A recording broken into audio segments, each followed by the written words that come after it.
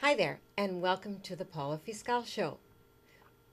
This show airs on Sundays at 3 o'clock p.m. on Channel 29.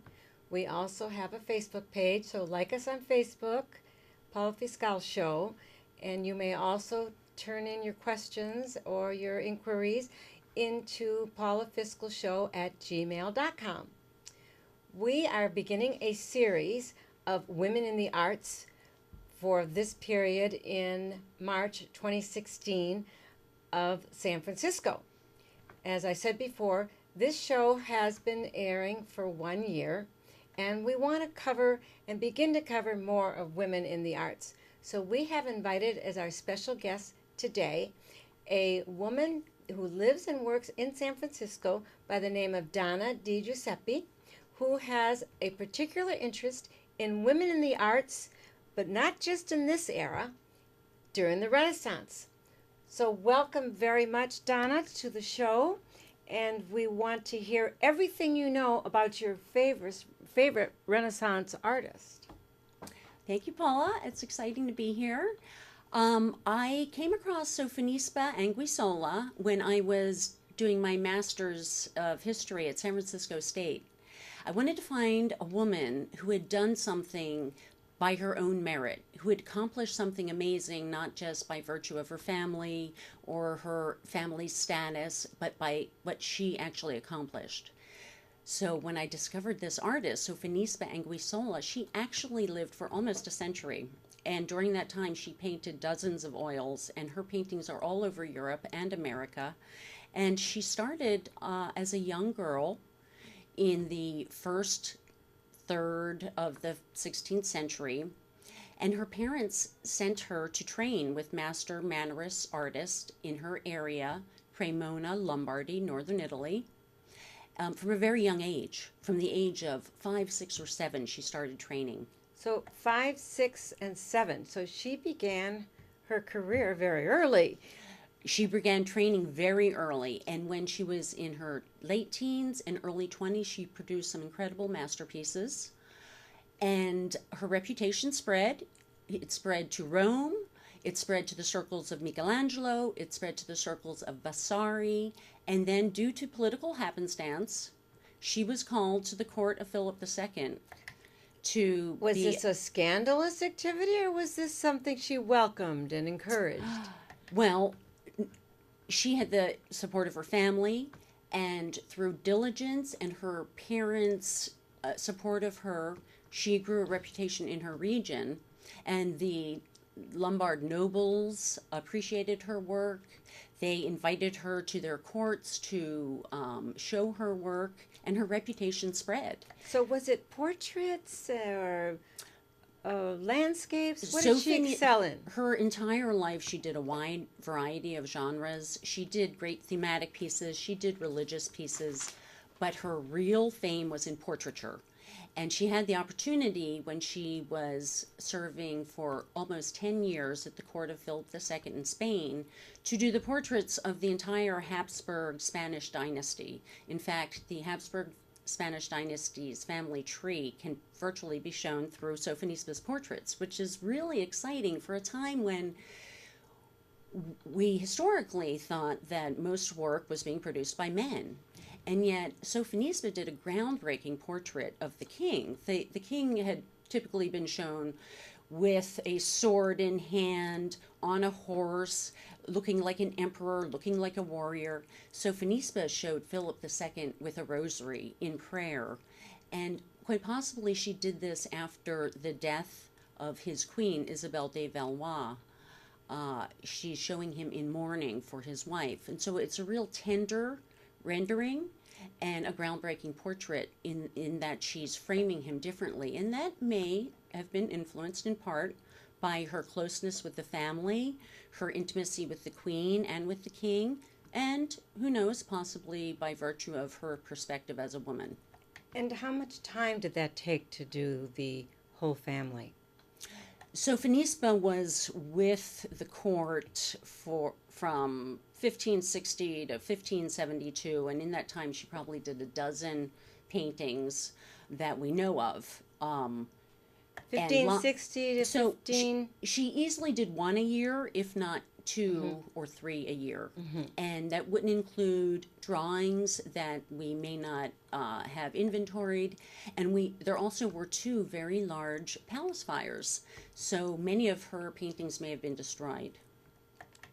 So when she did the paintings of the whole family, was this something that was commissioned? Did she get paid to do this? Like they did with the men during that time? When she was at the court of Philip II, there actually was an official court portraitist, and he was a man. He was married and raised his children at court, and Sofonisba was definitely not in that same position. She was officially a lady-in-waiting to the queen, so she had this intimate relationship with them, but he actually was the official portraitist. So she got the work, but she didn't get the title. She got the work, but she didn't get the title. And Does that sound like today and every day? Does that sound like today? She did actually have stipends, and her stipends grew as she was there, but all of the ladies in waiting had stipends. So yes, she both had to work under a different title and to be paid for this other line of work, and yet here she was making history. Making and also remaking history if she did what we would call a rebranding of his whole look when she did the and recording it. And recording it. And she had this intimate relationship with Isabel de Valois, and then her two daughters, who are considered the infantas of Spain. One goes on to be the Duchess of Savoy. One goes on to be the Archduchess of the Spanish Netherlands. So Sofonisba paints this Isabella, Clara Eugenia, when she's a young girl. Isabella then goes up to the Spanish Netherlands and is the patroness of Rubens, Anthony van Dyck, and they both go down to Italy to seek out the Renaissance masters, including Sofonisba. Anthony van Dyck paints her on her deathbed and drew her and entered his journal diary accounts about her. And that diary is available at the British Museum in London, which I saw last May. That was my next question. Have you been to the exhibits that show all of her works? I have seen many throughout the world, but my most exciting times were when I was in Cremona, and I happened upon the owner of the house where she lived, and he invited me inside, so I actually got to walk on the stairs where she walked and see her bedroom and the paintings on the ceiling. So that was thrilling. I've also held one of her paintings in Bergamo at the Carrera Gallery, and that's a lovely painting. It's a Holy Family. There's a Joseph, the baby Jesus, and the Virgin Mary, but this Virgin Mary is swathed in beautiful pink underneath her virginal blue cape. She has a high forehead and a Hillary Clinton sort of 80s headdress, and quite a striking pose. She doesn't look exactly virginal, but rather a woman who is full of confidence and ready to go. And in the pose, she's handing Joseph the baby as if he's going to do the heavy lifting, like and she's off. That painting was painted in the months before she went to the court of Philip II. And so as Sofonisba was off, leaving her small life for the large world of the king's court, she was painting Mary, who was off with her prize, her baby. And now you said that she almost lived a century. How many years did she We live? don't know when she was born, and some scholars think 1532, some scholars think 1535. We're not sure. Another interesting point, there were 7 children in her family, 5 girls, and then a boy, and then a girl. We know the birth date for none of the girls, and just the one boy. So his birthday was recorded. We do know her date of death, and it's 1565, November 16th. and she is, as I mentioned, painted on her deathbed, and very touching. And who did this painting of her?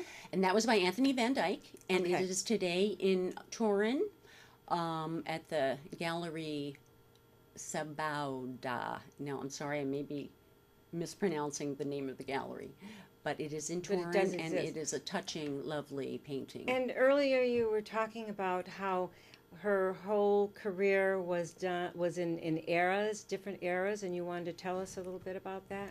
Well, she grew up in an era of Mannerist painting, grand, thematic, religious scenes on a grand scale where the figures are practically popping off of Canvas. the canvas.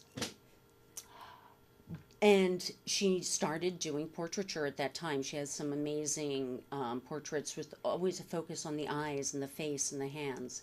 But then when she goes to the court of Philip II, her style becomes much more formal. The dress is much more formal. She's documenting the regalness of the characters and of their stature. And then in the final stage of her life, which is a 50-year retirement after her time. Wait a minute. She retired at 50. Well, we don't know her exact age, but she is close to 40 when she leaves the court of Philip II, and she dies around the age of 90. So there's a long period in which she has 2 marriages and lots of drama. There are shipwrecks and legal disputes and custody disputes. And how many children did she have? And she did not have any children. Uh-huh. Interestingly, there is a whole family dynamic. Her father was born out of wedlock and had to prove his name. And then her second husband, who was the captain of the ship that she sailed on to return to northern Italy, he also was what was called a natural child. And So it wasn't the word out of wedlock, it was a natural child. They had a very polite term for it. That's natural very child, polite. and very Renaissance. And in fact, in my readings, I've seen that there were natural children everywhere. Everywhere. In fact, Philip II had 2 recognized natural children, and natural children could grow up and have titles and properties and responsibilities and might be made commanders.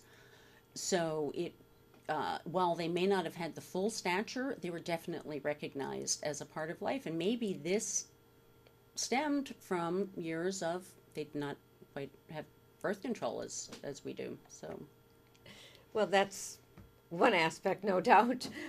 So I wanted to ask you, when you first began to get interested in this particular historical figure, was this something that you ran into as a child, or was there something that you grew up with that influenced you? I first got interested in the Italian Renaissance when my grandmother taught me to count from 1 to 10 in Italian when I was 5 or 6 years old. Just being introduced to the Italian culture that she had come from, it sparked my fascination. And so once I got to Berkeley and was able to study anything in the world, I decided I would study the Italian Renaissance. Well, your last name is DiGiuseppe, isn't that Italian? It's Italian, yes. My grandparents were from Abruzzo, and they came here in the early 1900s. I see. And as they always ask here, if you're Italian, why do you have blonde hair? Well, my mother was Irish. There you go. And it just happens to be a couple of days away from St. Patty's Day. That's right. So you'll be celebrating St. Patrick's Day too. That's right. I think my next book, I'd like to focus on an Irish-American woman from the early 20th century. Somebody who did something by her own right and her own merit. Possibly Mary Harris Jones, Mother Jones, who had Mary Harris Jones. quite a But biography. let's go back a few moments here. You said your next book, but you haven't told us about your first book. Oh, well, I have a manuscript. I've written a novel on the life of Sofonisba and Guisola, and I try to make real and very human all of these moments of struggle that she had and all of these moments of triumph that she had. She really accomplished and had quite an amazing life. Will this be a tabletop book? Will this be a nonfiction book? Will this be a history book? It is a novel, it is a fiction, and I've written it to be a beach read, but also something where you can pick up because you want to learn something, but you want to be entertained while you're learning it. So it's actually going to be a fiction. It is a fiction, it is a Now, novel. is it going to go right into the paperback, or are you going to do hardback first? I would love to do a hardback. So you've heard it first here on this show. A hardback that will be named... The title I'm working on. Okay, we don't have a title yet. Sofonisba Anguissola, Renaissance painter. All right, and it will have her name there, and then she'll be on the cover of the book with her hair flowing and her gown flowing on the edge of a waterfront or a mountain. Well, Sofonisba has wonderful self-portraits, and one of them is where there's a portrait of her painting a portrait, and so it's a lovely documentation of her own work and her own work in that era in her settings. So. And are there any other documentaries or books on her?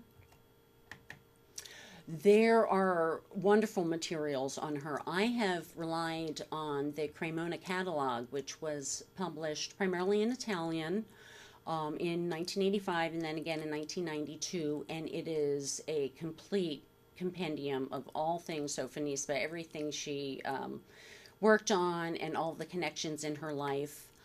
And there are books in English, but I've primarily relied on the Italian scholars. So to some extent, I may differ with some perspective of the American scholars, but there is a lot of information on Sofonisba, and yet much we don't know. So fiction serves a purpose to help put her story together, because we can't know everything from the documents. So are you starting it out as a fiction and ending with some real chapters at all, or is the whole thing going to be fiction? I've written a novel. It's a novel from beginning to end. And so we can expect to see this published soon? Well, I hope so. I've recently gotten an agent, Margaret O'Connor from Innisfree Talent Agency, and I'll see where we're going to go. Well, that sounds really wonderful. When I first met Donna, I was entranced with how you were able to discuss Sofonista and give me details about this woman from the Renaissance. And as you know, the Renaissance Fair is held here. A lot of people in the San Francisco Bay Area have a love of that era. Renaissance art, Renaissance clothing, Renaissance hair. There's a whole great movement around the Renaissance. Would you attribute this to people such as Sofonista?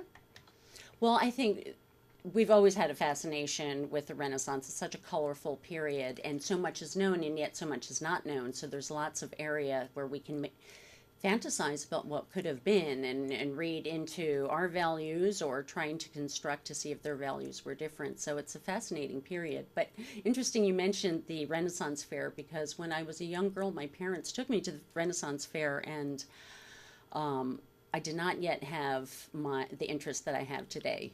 So I'd love to go back. But you ate the turkey leg anyway. Probably.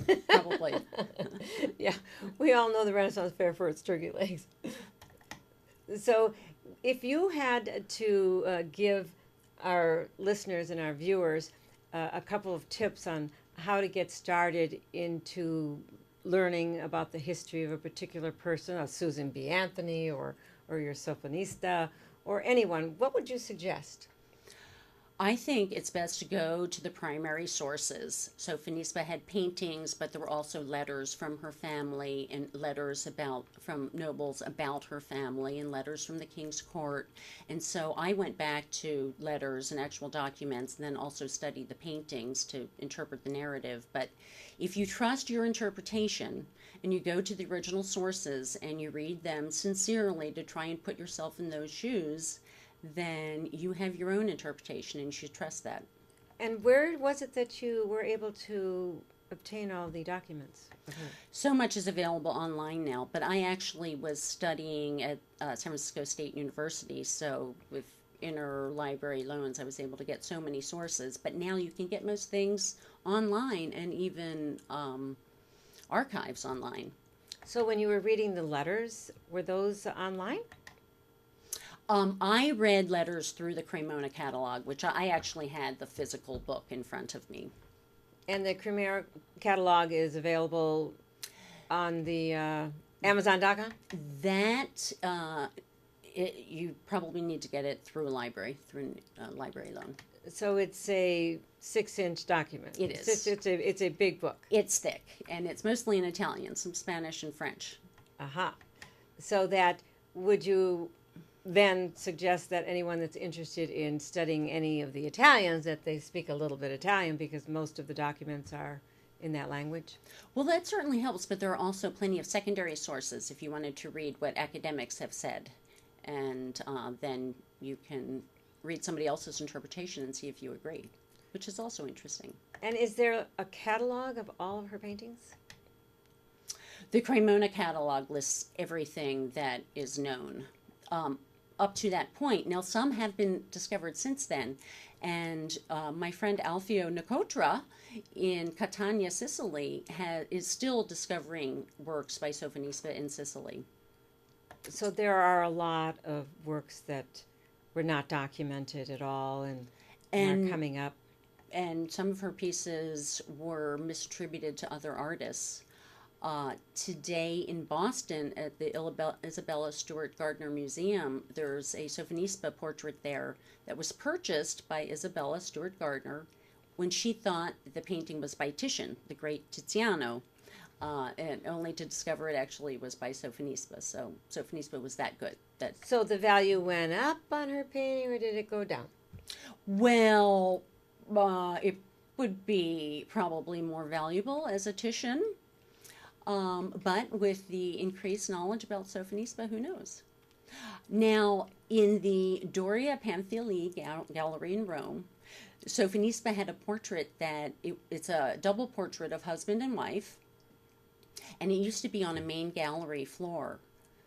Recently, the painting was pulled from the main gallery floor and put into the private apartments of Jonathan Doria Pamphili, the owner of the gallery, the owner of all of the art. So he took it from the public walls and put it in his private apartment. I think that's telling about the increased interest in Sofonisba. If this Italian prince, who could have any Renaissance masterpiece in his private apartments, chooses a Sofonisba, that's pretty exciting. That does. It sounds very exciting and very thrilling to have you here on the show to tell us about it. And we look forward to hearing about your new book. And in the meantime, if someone wanted to contact you, do you have a phone number for us? Oh, well, please email me at donna@sofonisba.net. That's SOFONISBA.net. And I'll be happy to write right back to you. So there you have it, a touch of art knowledge for yourselves. And we want to thank Donna for joining with us and explaining to us that there are more artists than Da Vinci in the Italian world, and there are more women artists during the Renaissance that we need to recognize. So for those of you that are interested in this topic, the YouTube show will have post-production done on it and will include some of the pictures because they're so old. Donna tells me that they are now public domain. So once again, thank you so much for joining us. The Paula Fiscal Show, we air on Sundays at 3 o'clock p.m. And still do stay informed. Thank you. Thank you, Paula.